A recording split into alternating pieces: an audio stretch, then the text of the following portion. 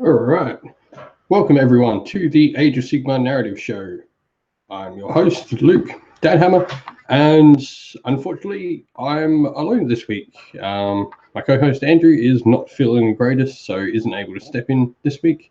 But we're going to go ahead and we're going to do the show anyway, so you've got my lovely voice to hear for the next hour or so. So, I guess first things first, as always, we'll talk about some of the news that's come out, and I think everyone knows what the news is this week. Is we've got Contrast Painter out.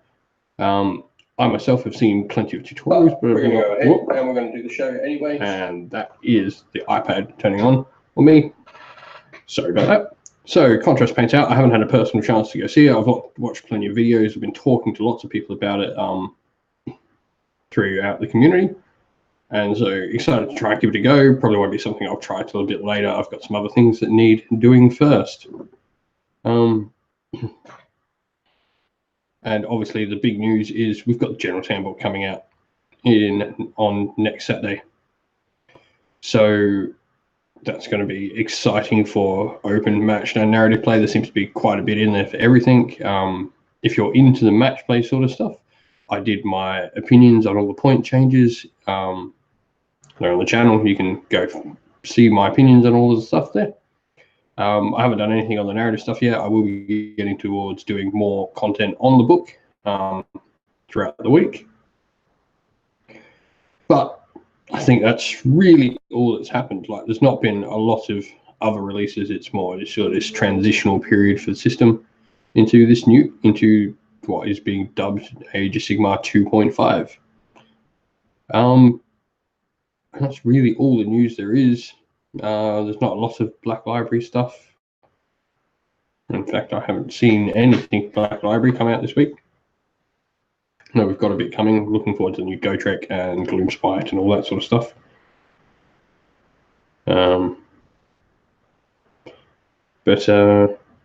Yeah, I think that's all for the news for us. Make sure my chat's all working. Lovely. Much better. So, into hobby progress this week. I've done a little bit. I've been doing a lot of terrain, working up towards my narrative event that I'm running. Just a little bit of personal hobby, working on these bad boys. If you know what these are, you're old, like me. These are the old High Elf bolt thrower kit crew, and I've got the bolt throwers here. Building these up for my free city. A nice light wood tone on the bolt throwers, and obviously the blue and green that I do my free city colors.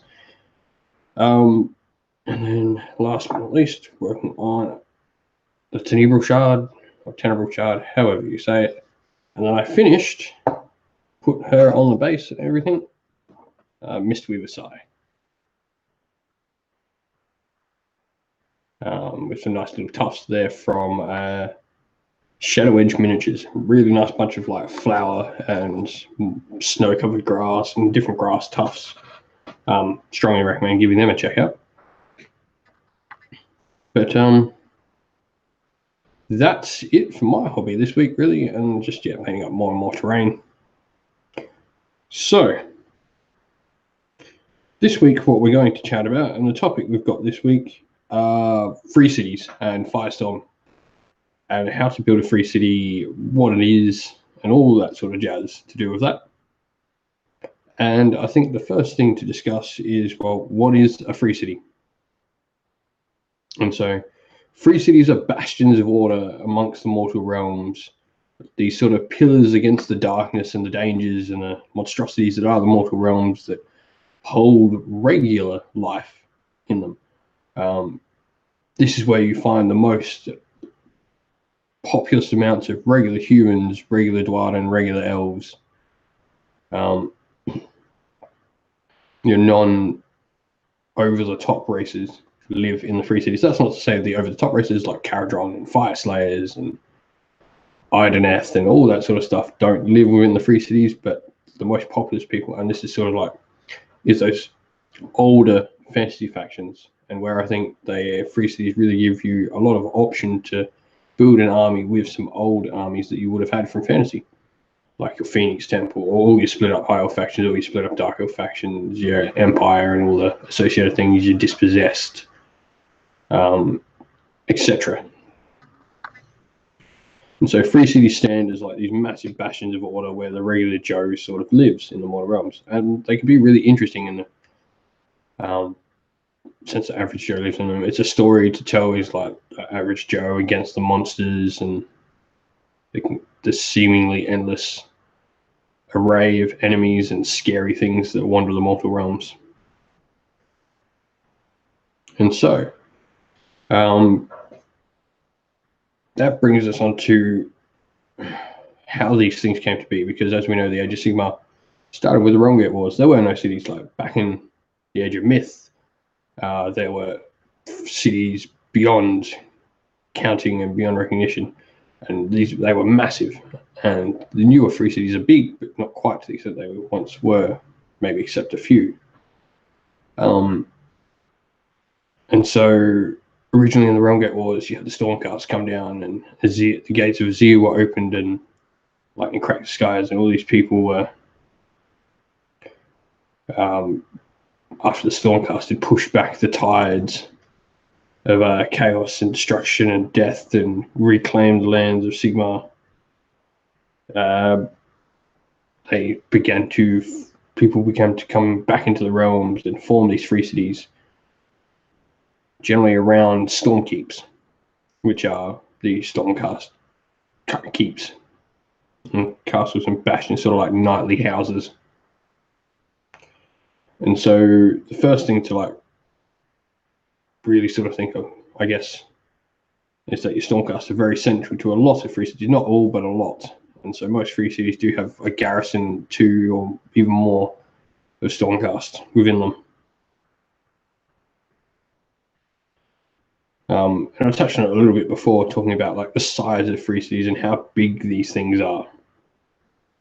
Like they can be from small little townships of a few hundred people to massive metropolises bigger than continents, and like that are land masses in their own right, that house untold millions of people.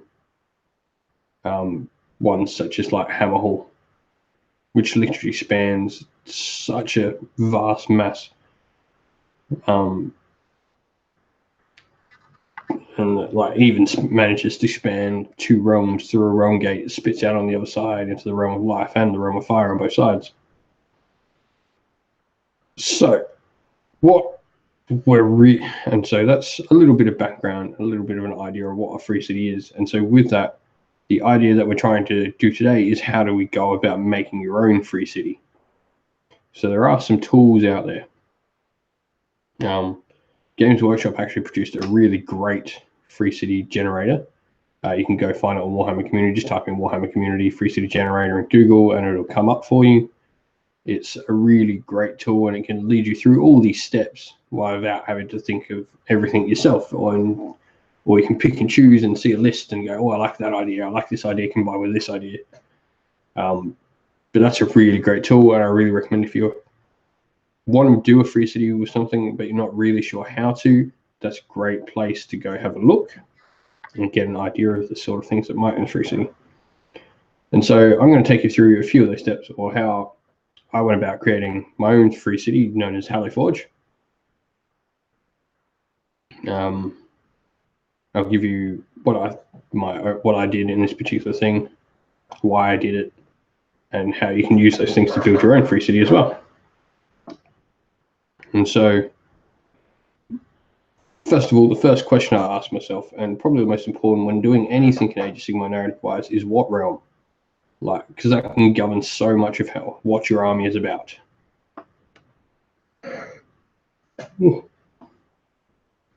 So, for me, I chose Realm of Life, and my reasoning was I have a table that I play on at home, and it's green, and I painted it up like a Silver Glade scheme that was on Warhammer TV. And so I have a Realm of Life table. I'm like, well, my army's going to fight on my table most of the time, so it's going to be from where my table is, which is the Realm of Life. And that was my logic behind it, and that just gave me a step that I could build upon with everything I did. And you might have multiple reasons. It might be the store you go to has a table like this, or a particular realm interests you, or even artifacts that you like taking in lists are from a particular realm. Like you might like taking the Ethereum, and so you might want to be from the realm where that artifact comes from in order to take it in your list, but not break the narrative. So the second thing you need to do with a city is make it interesting. You need to give it a theme or a hook, something that is the central purpose of your free city, and all free cities have this. But there's a hook, and everything narrative just needs that hook and something to grip on that is the core foundation of what you want to do. Realm will give you a setting, and then this part will give you everything in that setting for which to base everything else off. They can be anything from who they venerate. They might venerate a different god than Sigmar. They might be sworn in the realm of life, sworn worshippers of Ilariel, or they're in death and they pray to Nagash. Or they view some minor god as a deity. Or you could base it off like a god beast, which are the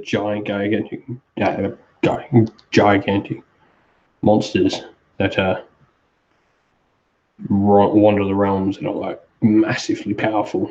And many of them are venerated by different people. Or it could be based upon a mine of like some precious mineral, or it could be sitting on a giant hunk of realm stone thrown down from a Zir, or like, so many ideas. You just need a hook. For me, I went with the God Beast route. I think God Beast is just such a cool idea in Age of Sigmar. You can really strengthen and just really go to town with. So my idea was I made a God Beast called Aquatine, and she is the rain God Beast of rain. She makes it rain wherever she goes. It's this giant cloud. These clouds follow her wherever she goes. No one's actually quite sure what Aquatine looks like. She flies around up on high above this mountain on which my free city is based in. So my free city's got this giant mountain as its center point that it's based on. I guess maybe looking at as Tirith is like an idea. Set into this giant mountain.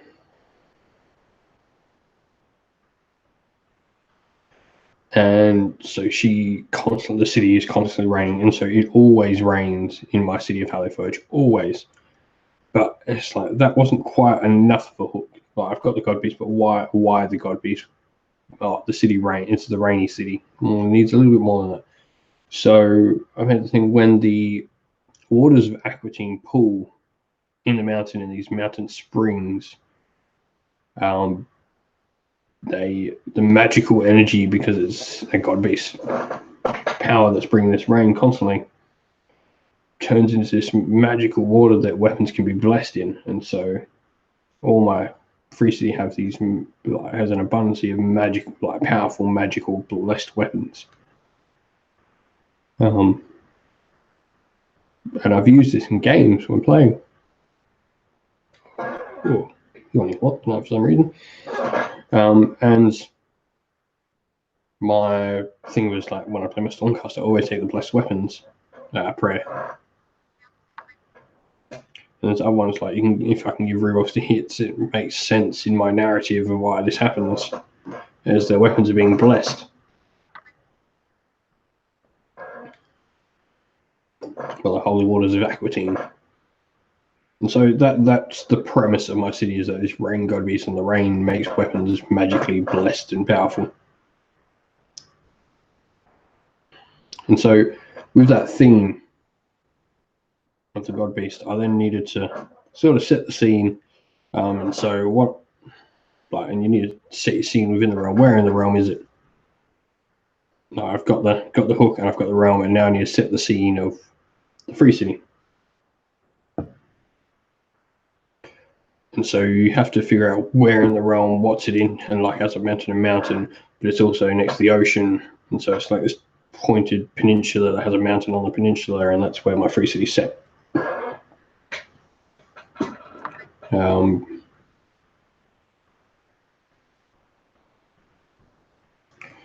But yeah, and so you need to set your scene and sort of figure out where in the realm is it surrounded by forest. And it's important to remember that the realms are only wildly magical in their particular aspect of magic the further out you get. You can have a relatively normal farming village in the realm of death. Oh, no, that's a bad example. In the realm of shadow, that's relatively normal, and things only really get shadowy and misty the further out in the realm you go. Death was a bad example because obviously death is inverted now thanks to the necroquake.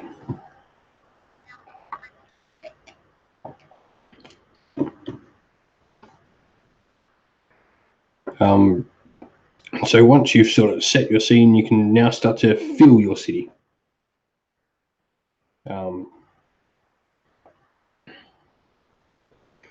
Now, we're going to go through a lot of races here and figure out why they might live in your free city. And you can use as many races or as few races as you want. I like way too many armies, and so many things I fit into my city somehow. So we'll go through onto the free city. We'll just check through all your order armies, and we'll give some reasons on why you might want them in your free city. So, like the first thing we're looking at is like the Collegia Arcane.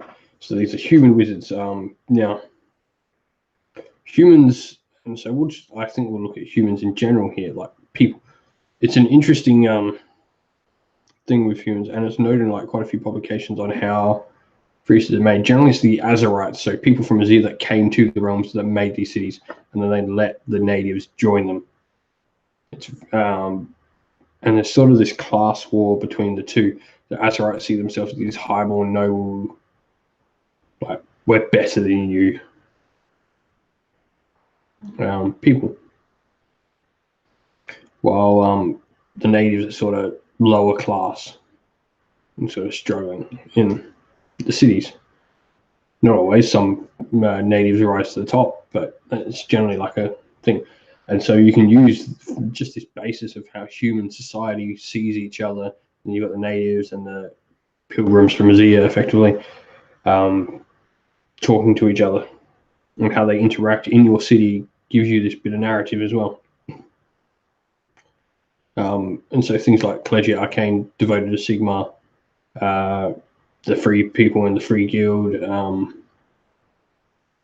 probably forgetting something here, can all based on like the devoted Sigma are obviously going to be Azerites, or they might actually be fanatical devotees from the realm that you're in. Collegia Arcane could be like rich, pompous Azerite wizards who think, oh, I'm too good for all this, and just like setting out on some expedition to the realm, or they could in fact be the native particular type of wizard. Like maybe you're in the realm of beast, so you have a lot of beast wizards in your armies, and you're using more savage-looking minis to represent them. And so humans can really set the scene on like this power struggle or this class war, if you would. And you might decide that you want everyone to be equal and everyone feels equal, and that's another option you can go down. And that in itself can lead to quite compelling stories, because you have these two people with vastly different backgrounds, no relation whatsoever, yet they call each other brother, and they'll fight side by side and die for one another.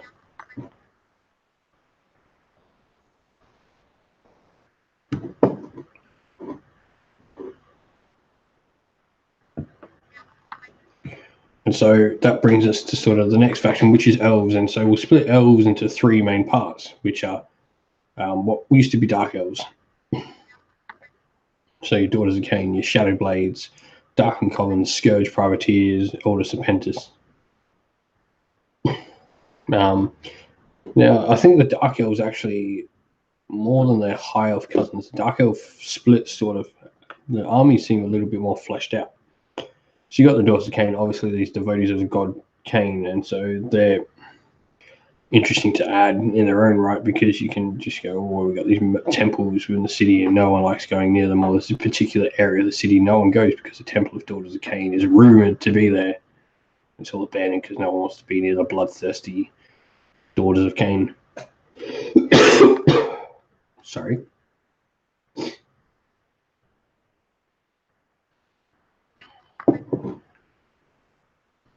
And on the same note, you can have the same reasons the Darkling Covens exist within the mortal realms.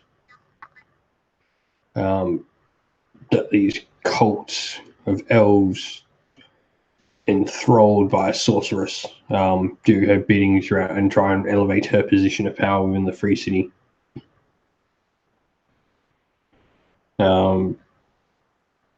Meanwhile, we've got the Shadowblades, who are an assassinate cult, generally working for the Order of Azir, carrying out that might be getting used corruptly or something within your free city, corrupt to eliminate political rivals of the city's hierarchy, condemned by some corrupt court. And you've got Order Serpentis, which are like a knightly house of dark elf knights within the city. I guess we'll throw Order Draconis into the conversation at this point as well. They're both like elven knightly houses that you can use to give like a sort of knightly feel without going fully onto the Stormcast aspect of it. These houses of martially prowessed elves.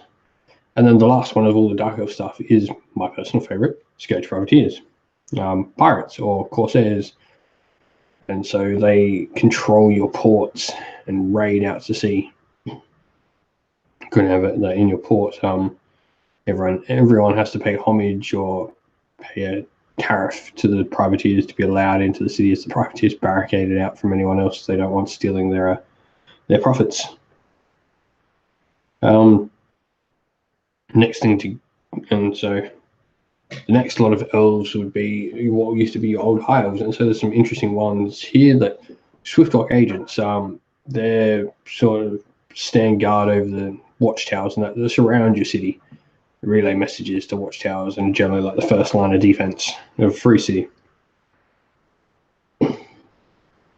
And you can use these guys to like represent that first line. And who holds the garrison with them is like a small free guild and some Ironworld Arsenal garrison with them. They're perhaps dispossessed warriors or other things, or even some Stormcast that keep watcher with them.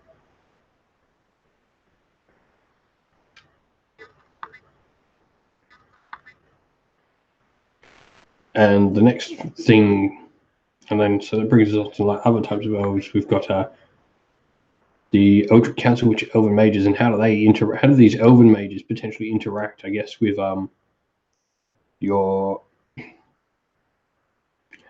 human wizards that are in the city, or even the Dark Elf sorceresses that control the Darkened Covens? How do they interact in your city? The Phoenix Temple are another one. We've touched on Draconis already. Like cults of the Earth Phoenix and these silent warriors that venerate this giant god beast. Does this god beast clash with your god beast, or is this god beast like the revered feature of your city potentially?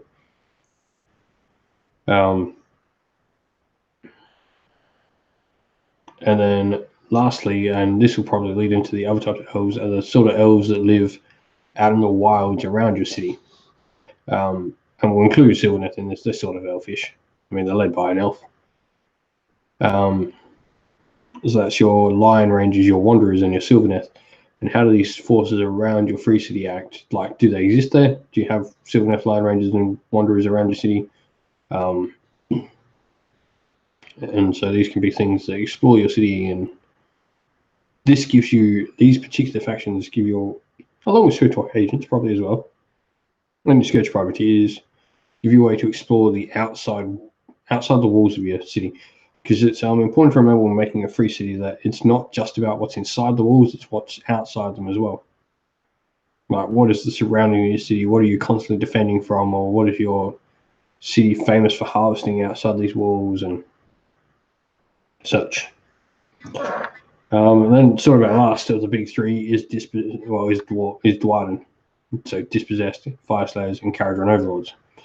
Dispossessed is generic dwarves, and most of them are generally like forge masters and that within your city. Fire slayer, like, do you have fire slayer just connected to your city? Is there particularly like underground temples with fire slayers in them? And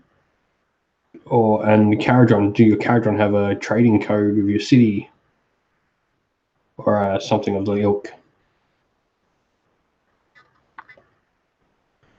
And we've touched on Stormcast already, on like the importance of like what they do for your city, like what Stormhost is there, why how are they viewed by the community around them? It's drink time. Always got to back up. And how they view around your free city.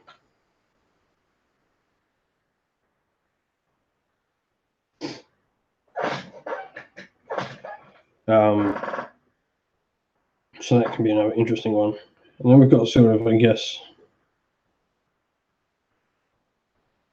stuff that doesn't sort of fit normally into your free city, but you can easily include them,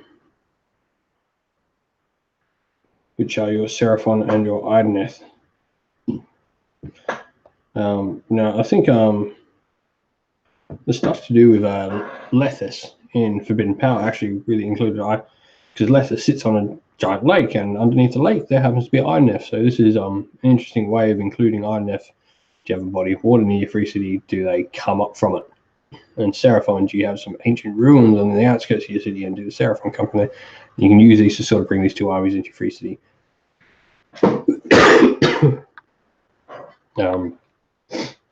I'm just getting over the flu, so I am sorry for any coughs or anything.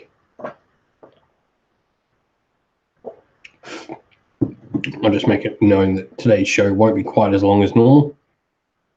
But yes. And so with a free city, you can sort of include all the order factions in it.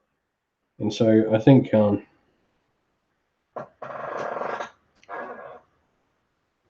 that brings us to the point of like, how do we bring, it's one thing to create your free city, but it's the next part to sort of bring it to the table. And so how do you bring a free city army to the table? Well, there's two ways we can do this. We can go Grand Alliance order, and we're looking at this like from a narrative perspective, but also so you can include it in match play, because a lot of people play match play. Even a lot of narrative events use match play points and stuff, and so or force organization. And so we're looking at mixed order or taking factions singular from a free city.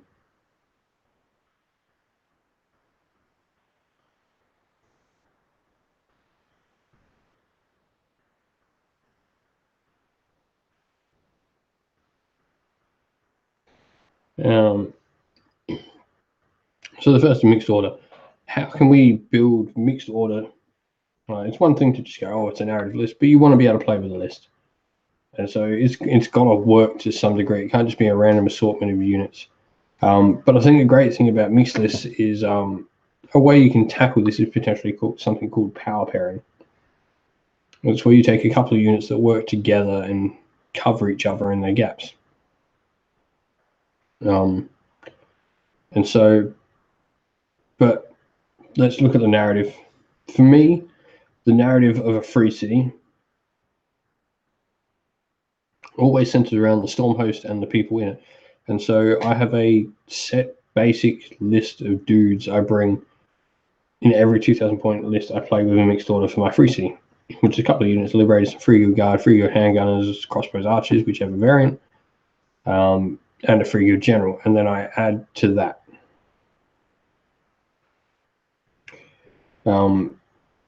And so you can, and even in that is that power pair sort of thing I was talking about: Free Good Guard, Free Good Handgunners, and a couple of shooting units. 3 units can be targeted by the command ability of the Free Good General who's in there.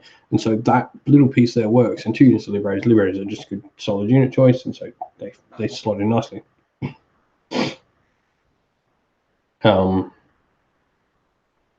And so that it's already showing how we can make the list work by still keeping a narrative. Another one might be, I want to include some, to say I wasn't too keen on the Liberators, I want to include some Sacrosanct Stormcast. How can I make this work? Well, I'll take a couple of units of Sequitors instead of those Liberators. And we'll add the good point about 3 free guild units is they do make your battle line a thing and covered.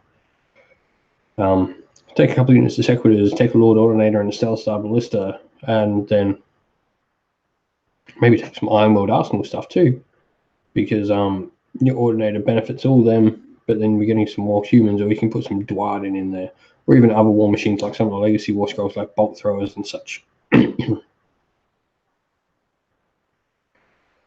And so we're building this army, and so that's how you can look at it from a free city perspective, or a mixed order free city perspective. The other way is to pick a particular part of your free city and build that.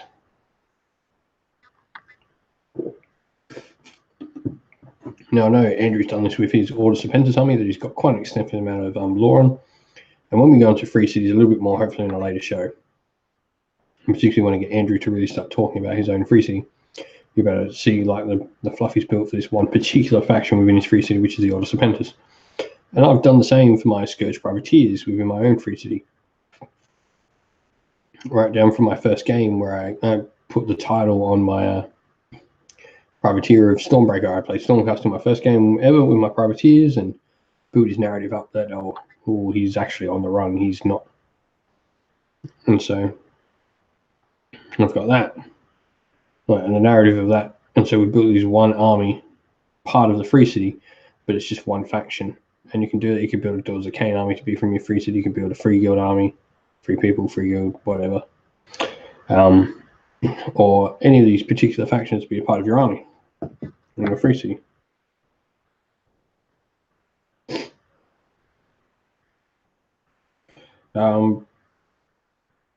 So yeah, I think both ways work in their own merits, and you can play both effectively on a tabletop, which is good. It's always good when you've got the good story and then the army actually plays as well. Because no one likes getting their butt kicked all the time. Like, as much as your narrative is there, you want to be able to play the game. So I guess the last thing I want to touch on today, before my voice completely gives out on me,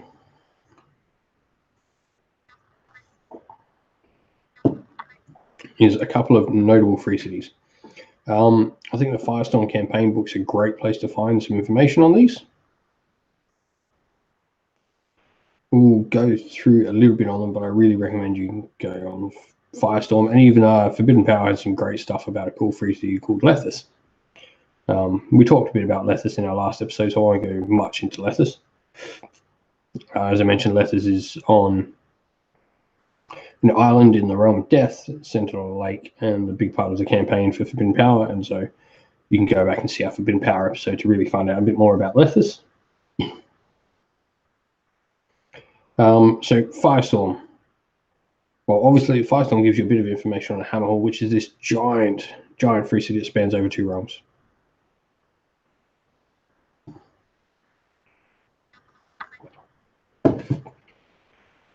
And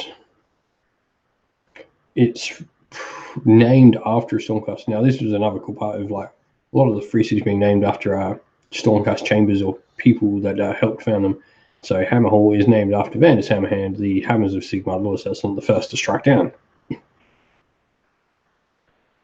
The dude you got in the original box set of Age of Sigmar. And so that was cool. And so that's the twin city and spans over 2 realms, and it's huge. It's like the giant center. There's not, like, Hammerhall's big thing is it's big and everything happens inside of it. It's also over 2 realms. And that's sort of the hook of Hammerhall, and what makes it great is that anything can happen inside Hammerhall because it's so big, and so it's just this vast, expensive place that you can keep adding narrative to. Then we go into like other ones. So let's look the other Seeds of Hope. So places like the Phoenixium, which is this place where they venerate the Phoenix over any other god. All right, Greywater Fastness, which is some industrial city in the realm of life, and it's constantly at odds with the actual forest and the forest people that surround it, due to its infernal machinery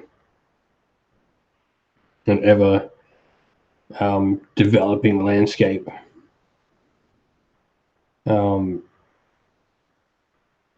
Or what's it? Or Hallowheart that sits in a giant crater and is just swarming in realmstone.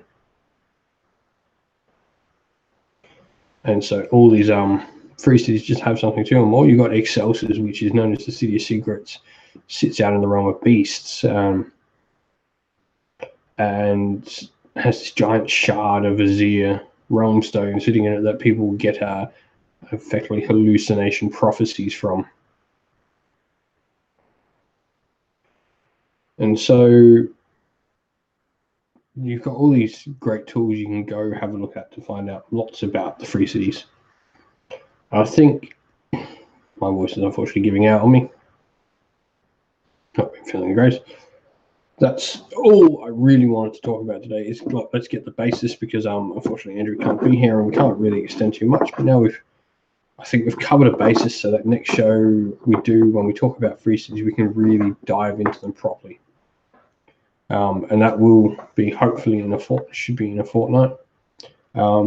We will be having a show talking about the General's Handbook and all the narrative play and probably open play and even a little bit of the match play stuff in there. And so we'll be doing a review show on that next week. But until then, there's not much more I want to say. Thank you for joining me tonight. I'm sorry it's only a short show. Had a little bit more planned, but unfortunately, sickness can't be helped. And so thank you very much for joining. I'll see you all again next week. So not a fortnight gap this time, just a week gap. And thank you all for joining, and we'll have a General's Handbook review next week on Monday night. Same time as always. Thank you very much for joining.